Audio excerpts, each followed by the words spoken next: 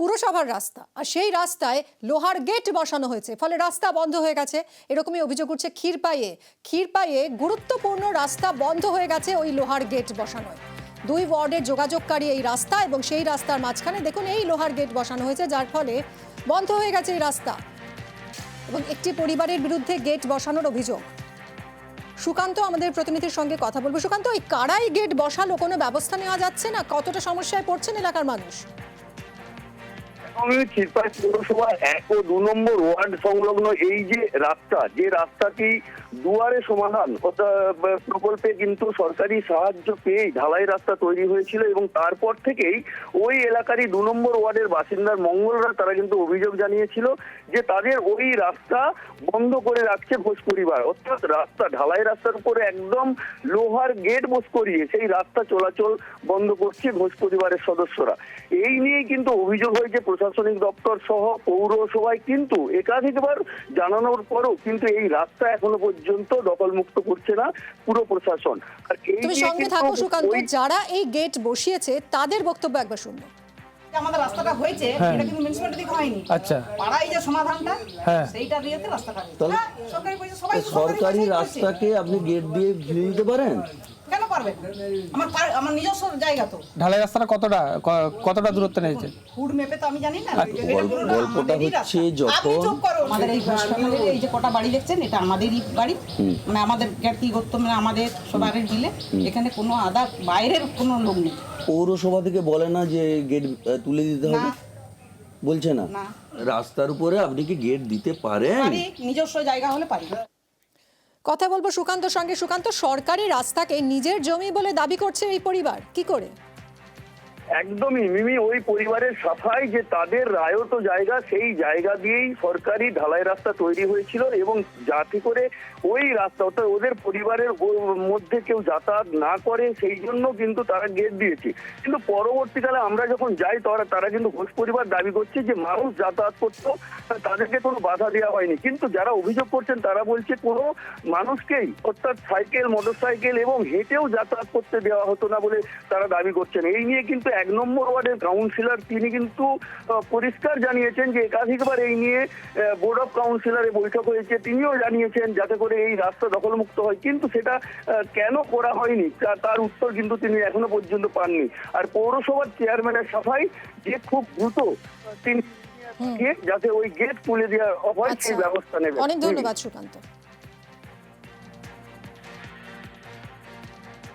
ওই গেটটা ছিল, তারপরে ওই পাড়ায় সমাধানে রাস্তাটা হয়েছিল। গেটটা তখন থেকেই ছিল, গেট কোনোদিনও চাবি পড়ে না, গেটটা খোলাই থাকে, লোকজন যাতায়াত করে। বন্ধ করে রাখা হয়, ওটা ভুল বার্তা। গেটটা তো আর ভাঙা যাবে না, কারণ প্রাইভেট প্রপার্টি ওইটা। গেটটা তো ছিল, রাস্তাটা তো পরে হয়েছে। বিষয়টা একদমই বেআইনি একটা বিষয়, কারণ সরকারি জায়গা বা সরকারি রাস্তার উপরে একজন ব্যক্তিগতভাবে গেট করছে, এটা বেআইনি হিসেবেই আমিও দেখেছি এবং আমি পৌর বোর্ডেও এই বিষয়টা নিয়ে তুলেছি, আলোচনা করেছি যাতে এটা বন্ধ করা যায়, নোটিশ জারি করে বন্ধ করা যায়। কিন্তু চেয়ারম্যান সাহেব আমার কথায় কর্ণপাত করেননি বা কোনো স্টেপও এতে নেওয়া হয়নি। সবাই অবাধে যাতায়াত করবে, ওখানে গেটটা দ্রুত থেকে দ্রুততর যাতে তুলে দেওয়া হয়। প্রথমের দিকে ঘেরা ছিল নি, ওরা দুয়ারে সরকারে একটা অ্যাপ্লিকেশন করে যে আমাদের এই রাস্তাটা করে দেওয়া হোক। তৎকালীন সময়ে দুয়ারে সরকারের যে ফর্মুলা ছিল সেই অনুযায়ী ওরা রাস্তাটা পায় এবং ওখানকার সংশ্লিষ্ট ওয়ার্ডের যারা ছিল তারা ওই রাস্তাটা দেখিয়ে ওখানে রাস্তাটা কাজ হয়। আমরা পরে জানতে পারি যে ওখানে একটা গেট লাগানো হয়েছে। আমরা দেওয়ার লোক পাঠিয়ে বলি গেট আপনারা খোলা রাখুন, সেই সময় গেট খোলা রেখেছিল। পরবর্তীকালে আবার গেট লাগানো হয়, তা আমরা আবার অভিযোগ পেয়েছি, আমাদের ইঞ্জিনিয়ার যাবে এবং ওনাদেরকে আমরা বলবো যে তারা যেন গেট খুলে রাখে। সেই ব্যবস্থা নেওয়ার জন্য আমাদের পৌরসভা থেকে যা উদ্যোগ নেওয়ার আমরা নেব। বাঁকুড়ার আমডাঙ্গা গ্রামে জলকষ্ট, গ্রামবাসীদের বড় ভরসা নদীর জল। স্থানীয় তৃণমূল পঞ্চায়েত সদস্য জলকষ্টের কথা স্বীকারও করেছেন, কিন্তু কর্মাধ্যক্ষ একবার বললেন যে জলকষ্ট নেই, আবার বলছেন জলের সমস্যা এবছরই দূর করবেন। দেখুন।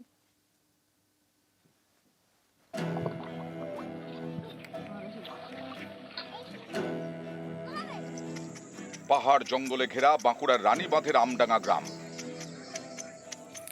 এই গ্রামেই জলের কষ্ট। কয়েকটি টিউবওয়েল আছে, কিন্তু স্থানীয়দের অভিযোগ টিউবওয়েলের জলে এতই আয়রন যে খাওয়া যায় না। প্রায় 1 কিলোমিটার দূরে গিয়ে জল আনতে হয়, সেটাও নদীর জল। কি কাজে লাগবে এই জল? এই রান্না খাওয়া হয়। তো টিউবওয়েল নেই গ্রামে? গ্রামের টিউবওয়েল আছে, জলটা মানে খারাপ, রান্না করলে ভাতটা সবুজ হয়। এই জলেই খাচ্ছে? এই জলেই খাচ্ছি, এই জলেই চান করাই। 23-24 যে পঞ্চবার্ষিক পরিকল্পনা সেখানে আমাদের দেওয়া আছে। আমরা যদিও পিএইচ লাইন আমাদের দেওয়া আছে, এটা কোনো এখনো ট্যাপ কালেকশন হয় না। বাঁকুড়া জেলা পরিষদের কর্মাধ্যক্ষের দুরকম সুর।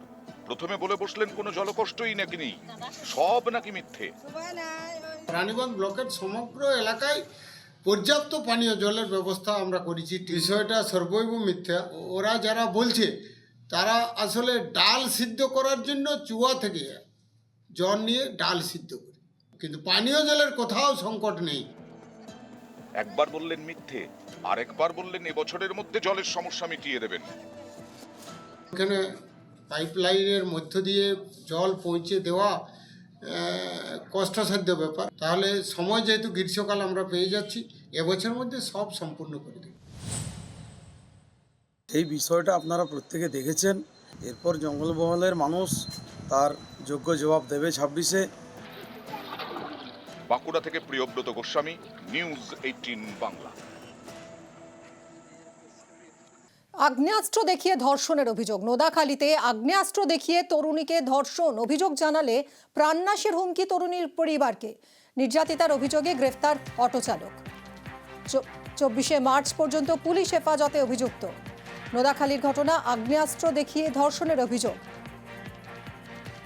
শুধু তাই নয়, অভিযোগ জানালে প্রাণনাশের হুমকি তরুণীর পরিবারকে।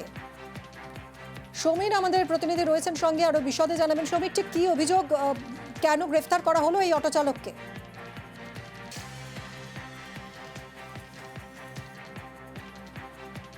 সমীর, শোনা যাচ্ছে? আমরা কথা বলবো আবারও সমীরের সঙ্গে। এই মুহূর্তে যে ছবি আপনারা দেখছেন, নোদাখালীর ছবি। নোদাখালীতে আগ্নেয়াস্ত্র দেখিয়ে তরুণীকে ধর্ষণের অভিযোগ। সমীর, শুনতে পাচ্ছ? সমীর আমাদের প্রতিনিধি রয়েছেন সঙ্গে। সমীর, একটু যদি জানাও ডিটেলে তরুণীর পরিবার কি অভিযোগ করছে।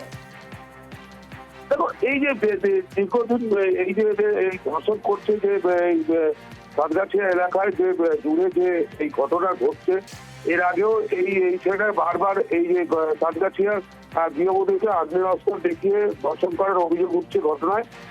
বারবার এই স্থানীয় কোনো ওকে বন্দুক দেখিয়ে এবং তার স্বামীকে এবং তার সন্তানকে মেরে দেওয়ার হুমকি দিচ্ছে।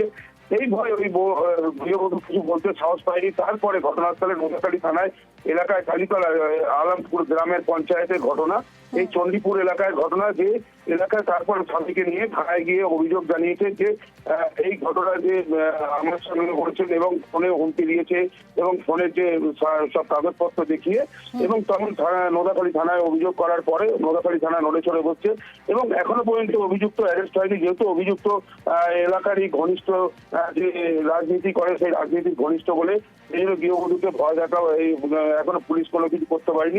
অনেক ধন্যবাদ সমীর।